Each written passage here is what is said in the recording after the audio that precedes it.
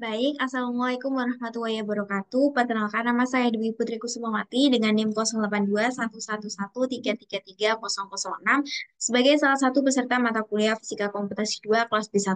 Jadi di sini saya akan membuat video untuk memenuhi soal nomor 3 UAS Fisika Komputasi 2. Apa yang akan saya bahas dalam video ini? Jadi video ini nanti saya akan menjelaskan terkait pengantar dulu apa itu fast Fourier transform dan diawali dengan kilas balik terkait Fourier transform itu sendiri. Kemudian akan saya jelaskan secara analitik dan numerik melalui coretan Word terkait fast Fourier transform hingga ke penerapan algoritma kupu-kupu dari fast Fourier transform. Nah, sebelum itu saya akan sharing terlebih dahulu terkait pengantar Fourier transform dan perkenalan fast Fourier transform.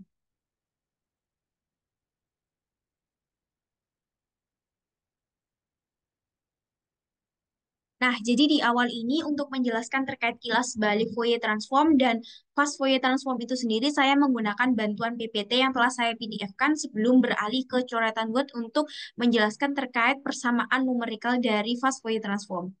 Nah, yang pertama kita akan memahami dulu terkait Fourier transform itu sendiri. Apa sih Fourier transform itu atau transformasi Fourier itu sendiri apa? Jadi intinya transformasi Fourier itu adalah memindahkan domain waktu menjadi domain frekuensi. Nah, bisa dilihat dalam oke, maaf sebelumnya. Jadi ini adalah screenshot dari PPT yang telah dijelaskan pada channel Fisika Komputasi Indonesia oleh Bapak Sugi. Saya men-capture dan akan menjelaskan ulang pada PPT ini. Jadi di sini dijelaskan pada gambar yang sebelah ini di transformasi Fourier bahwasanya kita akan mengubah suatu fungsi berdomain waktu menjadi sebuah fungsi yang berdomain frekuensi. Di sini bisa dilihat bahwasanya ft, t di sini adalah domain waktu dan omega di sini menandakan fungsi sebagai domain frekuensi.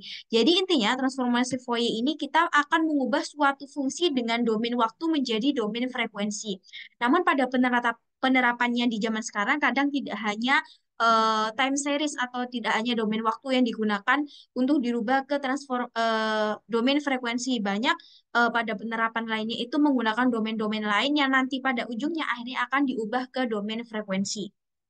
Nah, secara lebih realnya itu bisa dilihat pada gambar yang di atas ini. Jadi untuk yang grafik berwarna merah ini itu menunjukkan domain waktu. Kemudian yang warna biru ini menunjukkan domain frekuensi, di mana grafik waktu ini merupakan hasil dari superposisi gelombang-gelombang pendukung yang ada di belakangnya ini. Ada sekitar tiga gelombang pendukung yang nantinya ketika ketiganya ini saling berinteraksi, maka akan menghasilkan superposisi gelombang yang ditangkap dalam gambar grafik domain waktu ini. Nah, di mana domain frekuensi ini untuk yang ujung-ujung paling panjang ini menunjukkan gelombang-gelombang pendukung itu, intensitas atau frekuensi dari gelombang pendukung itu. Nah, kemudian Nah, ini mungkin representasi lebih jelas dari gambar yang di sebelah kanan tadi. Seperti yang telah saya jelaskan, jadi tiga gelombang di sini merupakan beberapa gelombang pendukung yang nantinya akan menyusun superposisi gelombang pada domain waktu. Nah, di mana grafik yang biru ini merupakan grafik dengan domain frekuensi. Nah, puncak-puncak di biru ini menggambarkan jumlah gelombang pendukung yang di sini ini. Jadi seberapa banyak gelombang pendukung yang bentuknya seperti ini itu akan direpresentasikan pada puncak yang sebelah sini. Satu, dua, tiga. Nah, di sini dikatakan ternyata gelombang pendukung itu ketika dijumlahkan akan menjadi kurva domain waktu yang nantinya akan dikerjakan untuk menjadi transformasi Fourier menjadi sebuah fungsi dengan domain frekuensi. Nah, dari basic inilah, dari konsep inilah lahir yang dinamakan dengan FFT atau transformasi Fourier cepat atau FFT sendiri fast Fourier transform.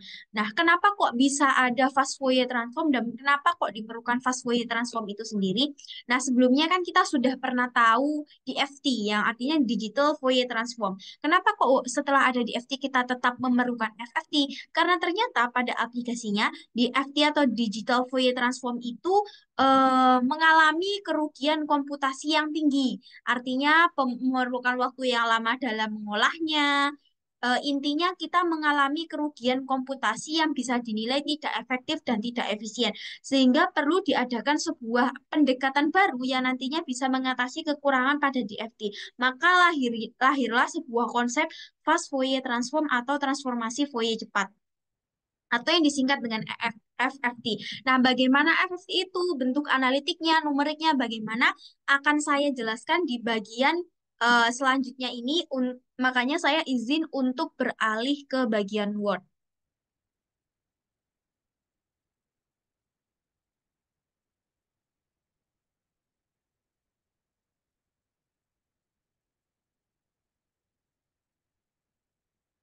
Nah, di sini saya sudah share screen Word saya.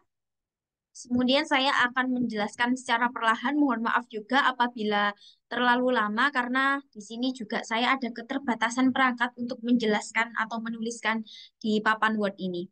Nah, pertama kita akan menuliskan dulu terkait persamaan analitik dari fast Fourier transform atau transformasi Fourier-nya. Persamaannya bagaimana? Maaf terlalu besar.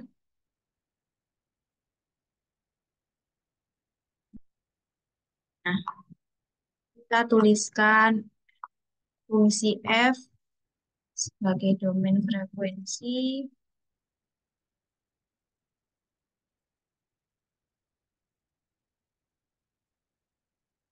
ini integral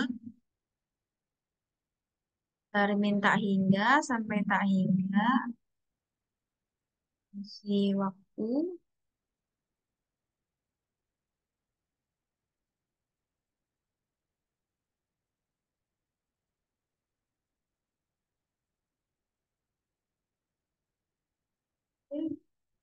dari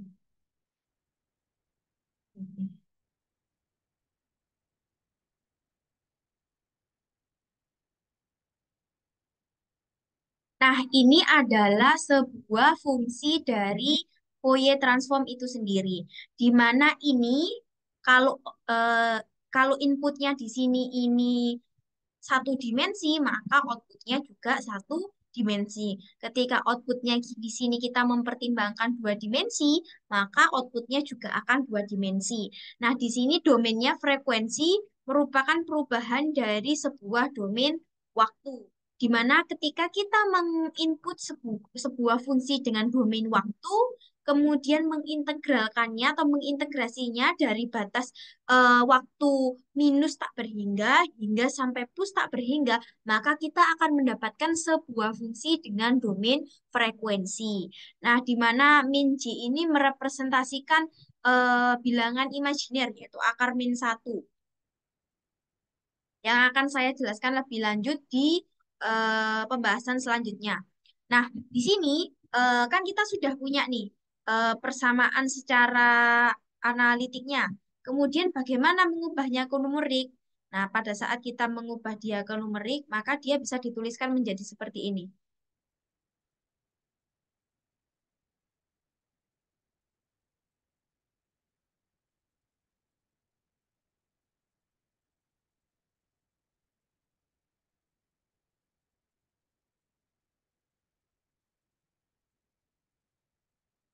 N min satu sampai N sama dengan nol. Jadi K ini nanti merepresentasikan frekuensi, kemudian sigma ini dari nol sampai N-1, yang artinya kalau kita mau menumerikan sebuah persamaan analitik, maka kita tidak bisa menggunakan integrasi secara langsung, namun kita menggunakan sigma atau sum atau penjumlahan dari setiap bias yang kita buat. Fn sebagai fungsi n. Jadi n di sini yang saya maksudkan adalah waktu itu sendiri yang di persamaan analitik kita menggunakan t, yang di numerik kita menggunakan n.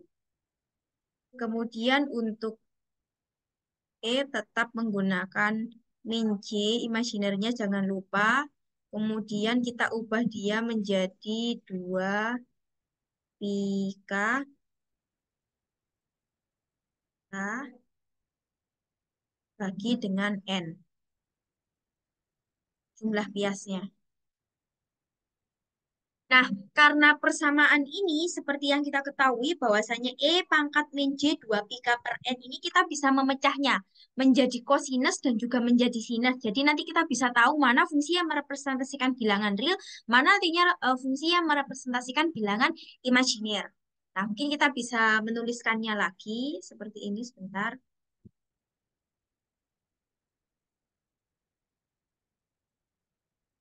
Kita bisa nulis, mecah dia satu persatu, biar kita tahu mana yang bagian real, mana yang bagian imajiner.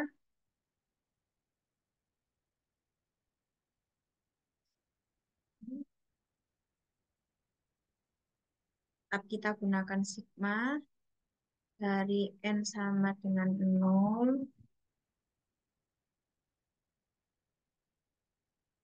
sampai N sama dengan, maaf, N min 1, kan sama batasnya sama. Kemudian dari Fn,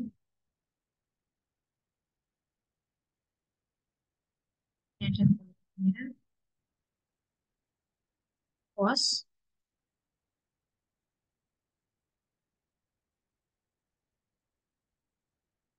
itu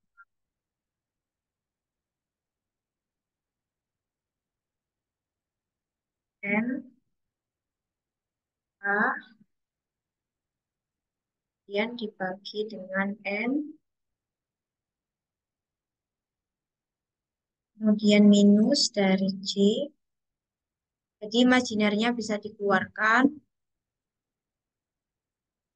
sigma batasnya tetap sama, N min 1, pas akhirnya di awalnya dia N-nya 0.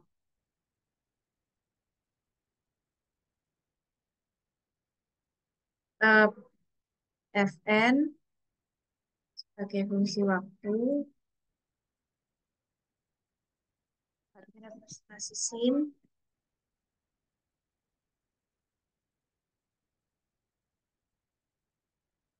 sin tetap sama, 2 pin, N A bagi N bagi S-nya. Nah, dari sini kita bisa tahu bahwa ini adalah, maaf, enggak sampai situ. Ini dan ini adalah bilangan real dan ini adalah bilangan imajinernya. Tandanya dari min J-nya ini yang ada di sini. Nah, di mana nanti data ini juga diambil dari jumlah n data yang nantinya mewakili waktu itu dari minus tak berhingga sampai minus plus tak berhingga. Sama seperti yang di integral tadi, cuman karena kalau numerik, jadi kita merubahnya dari integral menjadi summation itu tadi atau penjumlahan. Nah, selanjutnya gimana? Kan kita sudah tahu nih, ada persamaan ini, kita punya persamaan realnya, kita punya persamaan imajinernya. Nah, nanti kita itu akan misalkan seperti yang kita tahu, karena kalau misalkan tadi inputnya dua dimensi ya outputnya dua dimensi. Kalau inputnya, maaf, kalau inputnya satu dimensi, outputnya juga ada satu dimensi. Kalau inputnya dua dimensi, outputnya juga dua dimensi. Jadi nanti misalkan kita menggunakan 8 8 titik nih. Jadi nanti hasilnya itu kita bisa peroleh kayak gini.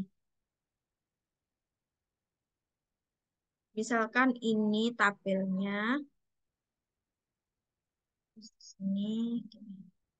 Nah, misalkan untuk frekuensi yang pertama, kita mulai dari nol misalkan. Kemudian ada satu, di mana di sini ada bilangan real, FK, artinya hasil dari domain frekuensi yang real dan juga hasil dari domain frekuensi yang imajiner. Gitu ya. FK juga.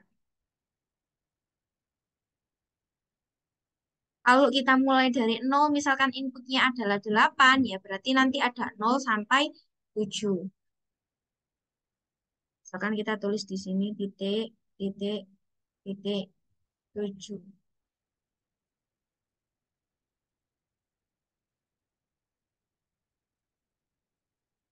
Misalkan di sini 1, di sini 0, di sini 2, di sini -2. Berarti nanti pada saat nilai K-nya itu 0, maka kita memperoleh pada domain frekuensi realnya 1, imajinernya 0.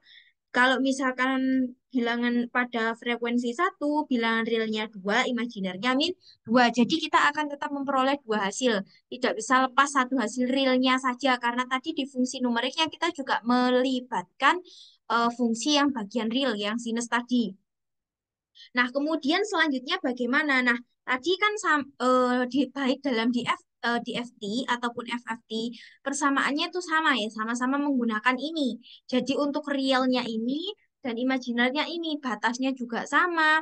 Nah, kalau misalkan dari DFT itu sendiri, oh benar, enggak, tetap sama, fungsinya juga sama, real imajinernya sama. Mungkin sebentar, saya hapuskan dulu.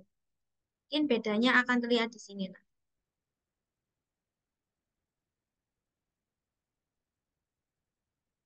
ntar saya hapus dulu. Ini saya tambahi M supaya persepsinya kita sama. Tadi kan kita awalnya yang di tabel tadi kan mengilustrasikannya tadi M ya, IM. Gitu. Nah, kalau misalkan kita gambarkan grafiknya yang dari real ini, mungkin saya hapus dulu ya. Ini hapus dulu. Intinya yang ini bagian real, kemudian selanjutnya bagian imajiner saya kecilin aja. Di sini bagian real, di sini bagian imajiner. Nah, kalau misalkan kita gambarkan grafiknya, misalkan untuk yang grafik real saja sama grafik imajiner saja. Karena cos kan biasanya cos kita perolehnya gini. Seret, ini. Kalau sin kita dapatnya gini. Misalkan di sini. Jadi intinya grafik ini sama-sama simetris, artinya kayak gini. Sini sama di sini. Anggap saja ini grafiknya simetris ya. Jadi bedanya nanti kalau di FFT itu, kalau maaf saya jelaskan di FT dulu. Jadi kalau di DFT itu kita harus menghitung setiap titik yang ada di sini. Yang ada di sini juga harus kita hitung semuanya, kita pertimbangkan semuanya. Jadi kalau semuanya belum berkumpul, maka tidak bisa dilakukan perhitungan DFT atau Digital Fourier Transform.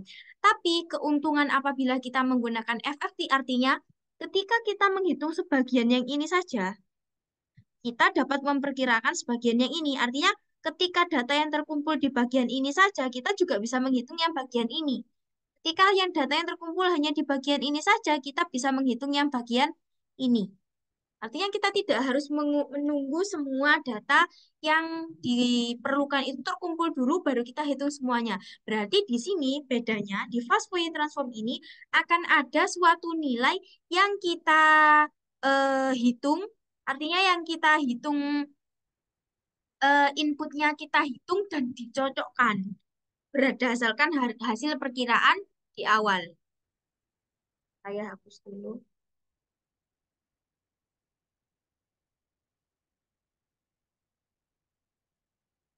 Nah, selanjutnya bagaimana?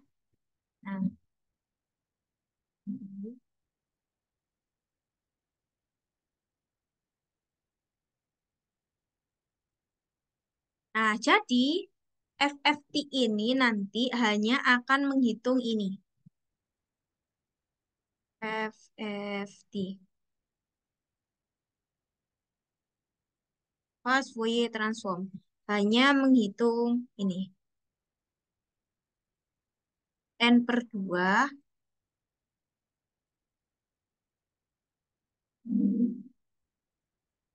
-1 kalikan N ditambah N/2. Di mana ini adalah data yang kita hitung dan ini adalah data yang dicocokkan. Sehingga keuntungan dari FFT ini kita menghitung ini dan kita bisa mencocokkan data yang di sini tanpa harus menunggu keseluruhan input yang ada. Nah, kemudian misalkan kita menggunakan persamaan ini. Selanjutnya, misalkan kita menuliskan eh, fungsi domain frekuensinya seperti ini. Dari N min 1 sampai N sama dengan 0 itu merupakan fungsi dari Fn E min C bilangan imajinernya, maaf. Oh,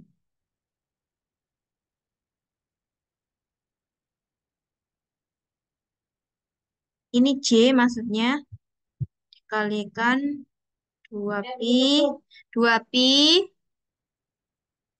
bagi N dikalikan Kn. Nah, dari sini itu kita bisa memecah, jadi nanti ini bisa dijadikan dua, menjadi data yang dihitung dan data yang dicocokkan. Cara memecahnya gimana dan bagaimana bentuk akhirnya. Nah, di sini kita hanya perlu bermain batasnya saja. Jadi misalkan kita memecahnya jadi gini. Untuk fungsi domain frekuensi, itu kalau dipecah, ada sigma yang batasnya N sama dengan 0. Prinsipnya hampir sama seperti integrasi. Sampai N per 2 min 1 sama ini juga Fn. Maaf kalau terlalu tidak jelas tulisannya. E pangkat min C. Kemudian ini juga tetap sama. Intinya kita hanya bermain batasnya saja. Bagi N, ini tetap Kn. Ditambah. Nah, ini yang beda. Karena ini tadi kan N per 2 min 1, jadi di sini N-nya itu sama dengan N per 2 by N min. Di sini misalkan ini saya misalkan A, nah di sini juga akan A, sama. Jadi intinya dia hanya akan bermain batas, terkait fungsi di dalamnya tetap sama. Nah, selanjutnya inilah yang disebut dengan data yang dihitung dan ini data yang dicocokkan. Jadi dari persamaan yang di atas tadi, dari persamaan yang ini semua itu bisa dipecah menjadi seperti ini hanya dengan permainan batas saja. Jadi sekarang kita bisa menuliskannya dia gini. Jadi kita bisa menyatukan dia jadi seperti ini. F fungsi domain frekuensi sama dengan kita satukan dua-duanya ini. Dan seperti ini. N sama dengan sampai N per 2 min 1. Nanti berarti di sini ada buka kurung Fn ditambah Fn indeksnya ya ini yang kita tambah ditambah kan fungsinya tapi indeks dari fungsi yang suku kedua ini yang kita tambah. N dibagi 2 kurung ini maaf sebelum itu lupa ada ini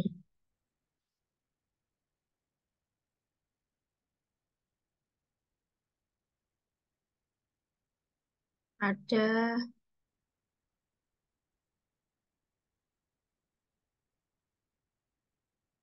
ada E-nya. E pangkat B,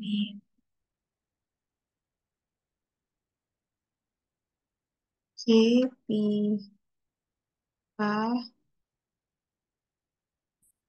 I, O, kemudian E-nya berarti sekarang yang di luar.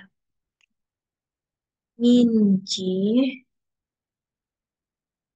bagi 2P,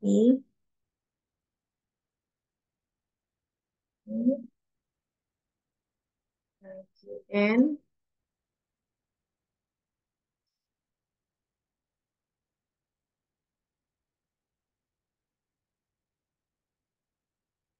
Kalau misalkan dia dua, misalkan dia ada F 2K, jadinya kayak gimana? Kalau misalkan dia F2K, ya berarti hanya berubah di sininya aja. Nanti dia jadi min J 2pi per N per 2 dikalikan KN. Kalau misalkan 2K plus 1 gimana? Kalau 2K eh, F sama dengan 2K, misalkan indeksnya ini bukan 2K tapi ditambah satu step 2K plus 1. Kalau 2K plus 1 berarti nanti ya tinggal ini yang ditambah. Jadi nanti E pangkat min J 2pi per N dikalikan min J 2pi dibagi N per 2. Jadi nanti tinggal yang ini ditambahkan dengan yang Eulerian di 2K gitu.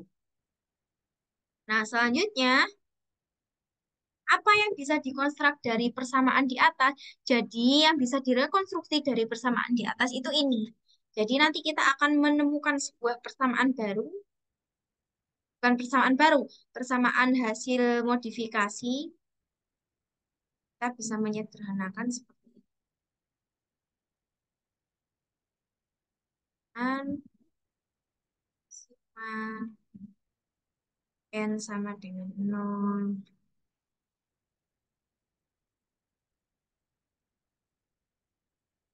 n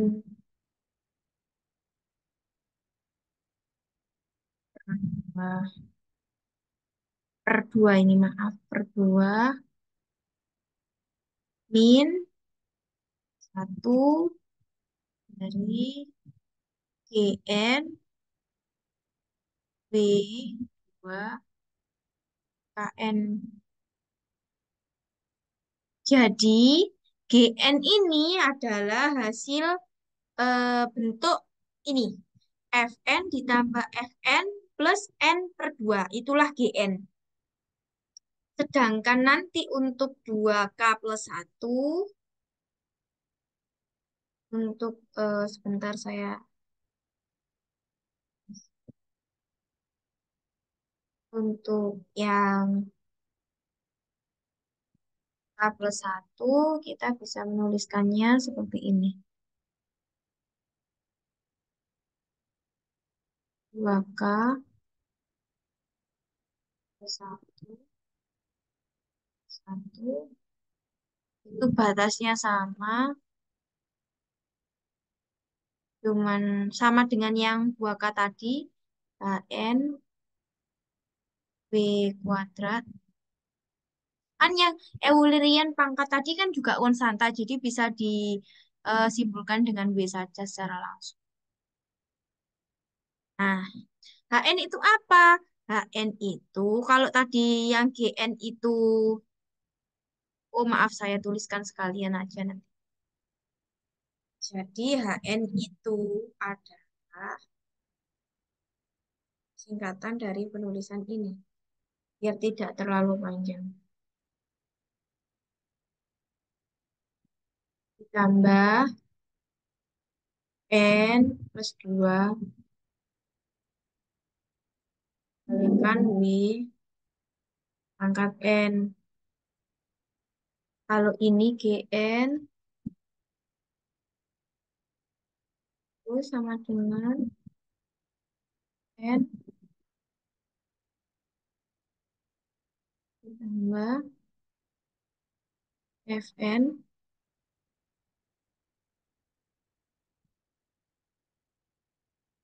N per 2. Nah, dari sini kita sudah bisa menghitungnya dalam oktav dan mengkodingkannya sehingga kita bisa menyelesaikan FFT dengan persamaan ini. Sudah bisa dikodingkan di oktav.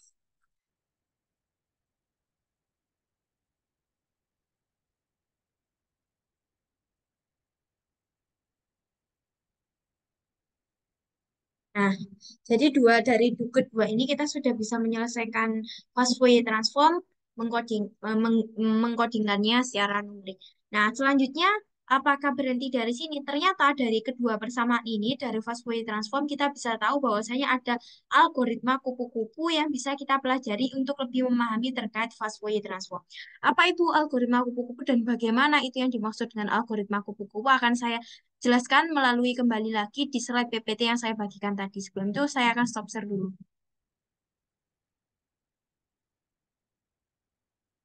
Nah, dari sini kita bisa melihat fast Fourier transform terkait algoritma kupu-kupunya. Nah, eh, dari sini kita bisa tahu cara membacanya bagaimana. Mungkin sekilas ilustrasinya seperti ini. Nah, akan lebih dijelaskan di sini. Nah, jadi dari sini F0 ini merupakan hasil dari ini dan juga ini. Artinya F0 ini merupakan penjumlahan dari B1 dan juga B2.